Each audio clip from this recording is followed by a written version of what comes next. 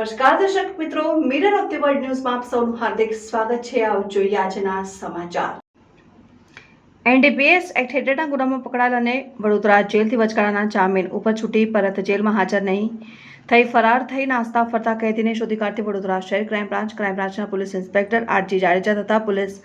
Inspector HD Tuvar નાઓની તોરવણી હેઠળ police sub inspector NG Jadeja નાઓની ટીમના માણસો જેલમાંથી રજા ઉપર બહાર નીકળ્યા બાદ બારોબાર ફરાર થયેલ કેદીઓની શોધખોળ દરમિયાન વડોદરા મધ્યસ્થ જેલથી પત્ર મળેલ, જેમાં વડોદરા શહેરના ગોત્રી પોલીસ સ્ટેશન ખાતે નોંધાયેલ મુજબના આરોપી શાહનવાઝ ઉર્ફે સાનુ સલીમભાઈ શેખ, ઉંમર વર્ષ 25, રહેઠાણ યાકુતપુરા લાલા ખાડા નાકા પાસે સરસિયા તળાવ, વડોદરાના આરોપીને કાચા કામના કેદી તરીકે વડોદરા મધ્યસ્થ જેલમાં રાખવામાં આવેલ હોય સદર કેદીને લઈ જઈ 18મી ઓગસ્ટ 2024ના રોજ દિન 7 વચગાળા જામીન ઉપર વડોદરાથી જેલ મુક્ત કરેલ અને કેદી ફરાર થઈ ગયેલ। પકડાયેલ ફરાર કેદીનું નામ શાહનવાઝ ઉર્ફે સાનુ સલીમભાઈ શેખ